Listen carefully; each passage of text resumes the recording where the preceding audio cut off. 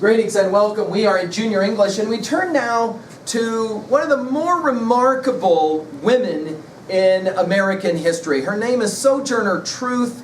Let's take a look at her on page 552, 553, and following. The challenges of talking about Sojourner Truth are that we just don't have enough time.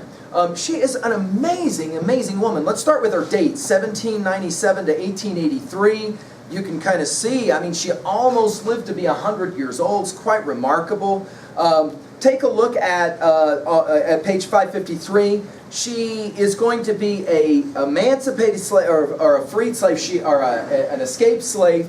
And then she is going to begin the process of preaching against discrimination. Notice she will change her name to Sojourner Truth in 1843. She has an autobiography, The Narrative of Sojourner Truth, which is a remarkable read. I would definitely suggest the entire reading to you.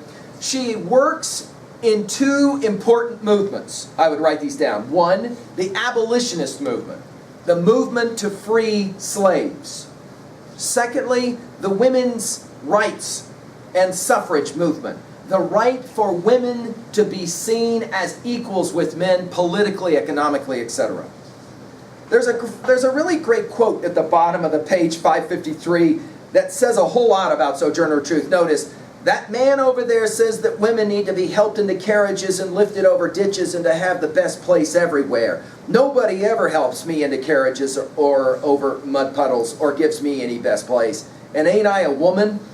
This is going to be one of those famous quotes from Sojourner Truth. We're going to turn now to page 555 and study what we'll refer to as an account of an experience with discrimination. Now, I would ask that you write down the word discrimination.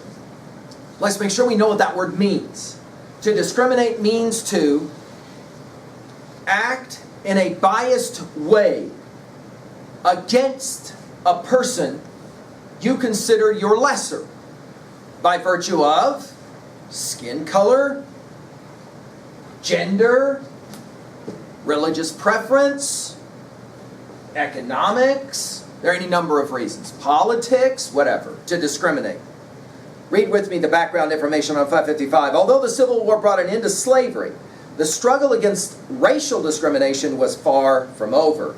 Before the war, Sojourner Truth worked to free slaves. After the war, she fought for a number of causes, including the women's suffrage movement, the right to vote for women, and the desegregation of public transportation. You want to write this down.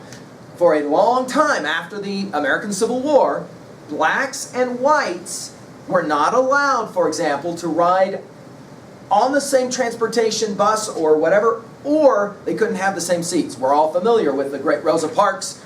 Before Parks, there is this episode by Sojourner Truth. Once when a driver of a streetcar refused her passage, she brought a local street to a standstill. With the support of a crowd behind her, the driver was forced to allow her on board. In the following account, dictated by Truth on, you want to write this date down, October 1, 1865. October 1, 1865, Sojourner Truth describes other encounters with racism. Of course, racism, the belief that a person's race disqualifies he or she from equality. Let's go ahead now and read the passage. It's a very short one, and yet a very provocative one. Here we go. An account of an experience with discrimination by Sojourner Truth.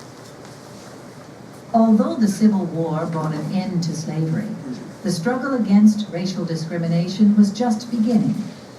In the following letter, written on October 1st, 1865, Sojourner Truth describes an encounter with racism. A few weeks ago, I was in company with my friend Josephine S. Griffin when the conductor of a streetcar refused to stop his car for me, although I was closely following Josephine and holding on to the iron rail. They dragged me a number of yards before she succeeded in stopping them. She reported the conductor to the president of the city railway, who dismissed him at once and told me to take the number of the car whenever I was mistreated by a conductor or driver. On the 13th, I had occasion to go for necessities for the patients in the Freedmen's Top of page Hospital, 556. where I had been doing and advising for a number of months. I thought now I would get a ride without trouble, as I was in company with another friend, Laura S. Haviland of Michigan. As I ascended the platform of the car, the conductor pushed me, saying, "Go back, get off here." I told him I was not going off. "Then I'll put you off," said he furiously, clenching my right arm with both hands, using such violence that he seemed about to succeed, when Mrs. Haviland told him he was not going to put me off. "Does she belong to you?" said he in a hurried, angry tone. She replied, "She does not belong to me, but she belongs to humanity." The number of the car was noted, and conductor dismissed at once upon the report to the president, who advised his arrest for assault and battery, as my shoulder was sprained by his effort to put me off. Accordingly, I had him arrested and the case tried before Justice Thompson. My shoulder was very lame and swollen, but it is better. It is hard for the old slave-holding spirit to die, but die it must. Now, this is a brief episode, but we want to now exegete. Let's start at level 1. We're working again to improve our reading as we obviously improve our understandings of the history of American thought. At level 1, a simple story about Sojourner Truth being told you will not be allowed on the streetcar. 2 things. 1, notice how she will not back down. A woman of tremendous courage. Notice this is a man, probably a very strong man, and she says no. Even when he puts his hands on her, grabs her arm to drag her off the platform because he won't allow her on the streetcar. And again, why will he not allow her on the streetcar? Only one reason: her skin color. He is discriminating against her by virtue of her skin color. And she says no. The second thing we will point out is notice that she used the process of the law to aid her in this discrimination issue. America is a country of laws. We follow the legal courts, and therefore the best place to fight against racism for Sojourner Truth was take it to a judge, and the judge then was able to solve the problem. Let's work really quickly now at 2A. Messages, themes. Jot down what for you is the major message of theme in this very brief passage about fighting against racial discrimination. You might, for example, say that Sojourner Truth provides a certain kind of model of how to fight against racism. Notice at the very end of the passage, she refuses to take it personal. Notice she says that it is hard for the old slave-holding spirit, we might say racism, to die, but die it must. Notice the second message in our story.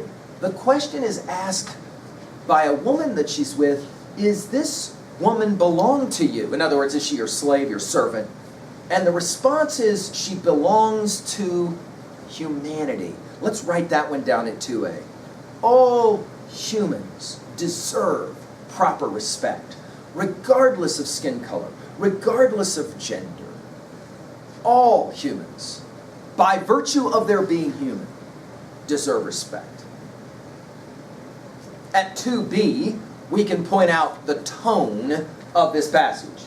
Notice the tone means the attitude that the speaker has as she is talking about the events. Notice you might even say fiery, feisty. The tone is one of belligerence. You're not going to tell me what to do. I've often said in these lectures that one easy mantra of American thought is don't tell me what to do. And that is a classic, here's a classic example of it. She says, you're not going to throw me off of this streetcar. No way. Years later, of course, Rosa Parks will in many ways begin the powerful movement in her refusal to get up and move, remember, when she's on a bus. Such an important, a pivotal moment in American thought.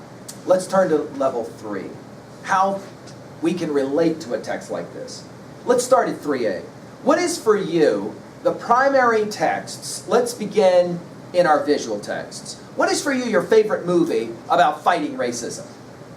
What is for you your favorite TV show about fighting against people who make discrimination because of skin color or because of gender? Maybe a guy thinks that a girl can't do this or that because she is female. Okay? What is for you your favorite written text?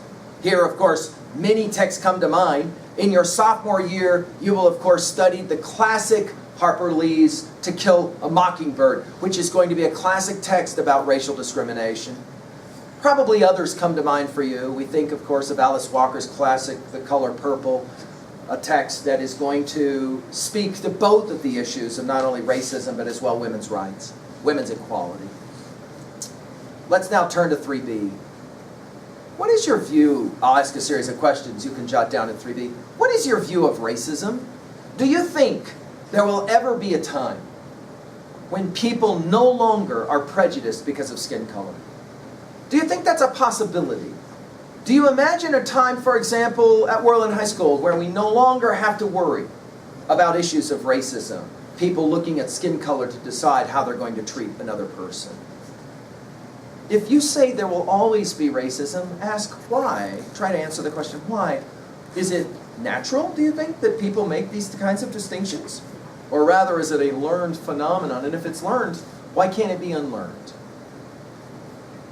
Another question. When was the last time you personally had to deal with racism? How did you deal with it? Did you kind of follow the example of Sojourner Truth here and stand up for yourself? Or did you rather back away? What was the approach that you took? What was the approach maybe you should have taken? When was the last time you treated someone in a discriminatory fashion, whether because of skin color or gender or religious preference or economics? Do you owe someone an apology? Here's a 3B question. It's a good one.